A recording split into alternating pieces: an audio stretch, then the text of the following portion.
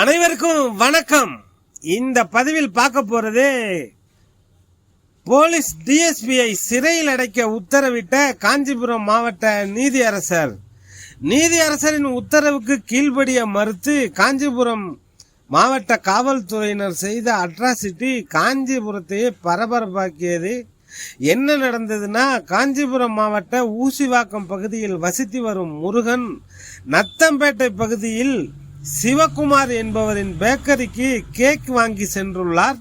அங்கு வழங்கப்பட்ட கேக் கெட்டு இருந்ததாக கூறி சிவகுமார் என்பவரிடம் சண்டையிட்டுள்ளார். வாக்குவாதம் முற்றிய நிலையில் நீதிமன்ற காவலராக பணியாற்றி வரும் சிவகுமாரின் மருமகன் லோகேஷ் முருகனிடம் சண்டை போட்டதாக கூறப்படுகிறது.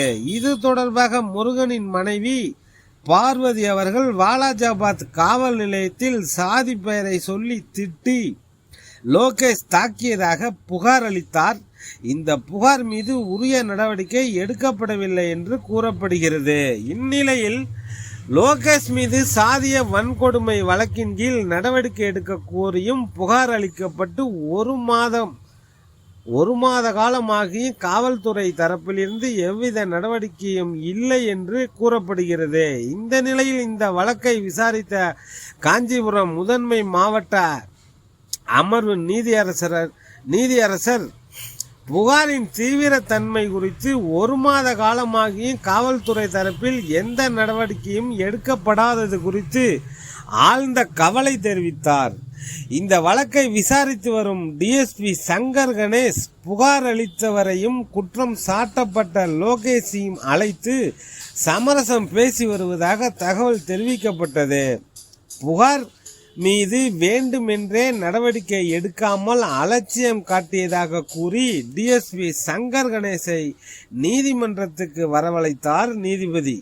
தனக்கு விஐபி பாதுகாப்பு பணி இருப்பதாக கூறி தளர்வு கேட்ட டிஎஸ்பியை திங்கட்கிழமை மாலை வரை நீதிமன்றத்திலேயே காத்திருக்க வைத்தார். இதன் தொடர்ச்சியாக தனது பணியை செய்ய தவறியதால் SC/ST சட்டத்தின் கீழ் இது மிக கடுமையான தவறு என சுட்டிக்காட்டிய நீதியரசர் SC/ST சட்டம் 1989 பிரிவு 4 பொது அதிகாரியை கடமையை செய்ய தவறினால் தண்டனை என்று இருப்பதால் டிஎஸ்பியை சங்கர் கணேஷை கைது செய்து 22ஆம் தேதி வரை சிறையில் அடைக்க உத்தரவிட்டார் நீதியரசர்.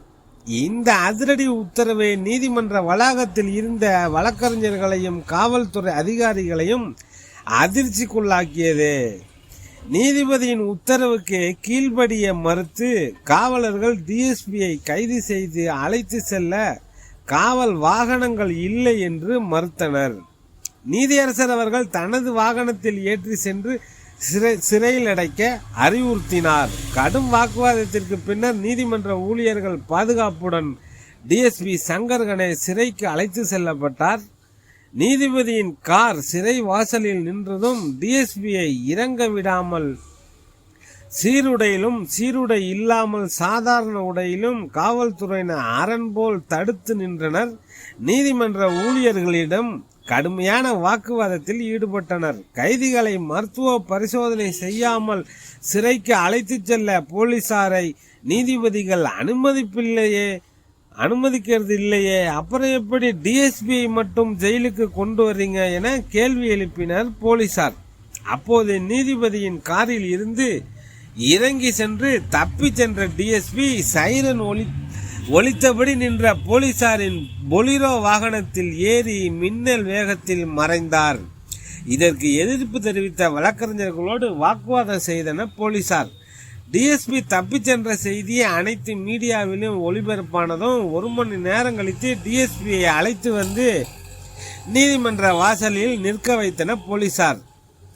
டிஎஸ்பி காலை முதல் நீதிமன்றத்தில் இருந்ததால் கழிவறைக்கு செல்வதற்காக காரில் சென்றதாக கூறினார்கள் காவல்துறையினர்.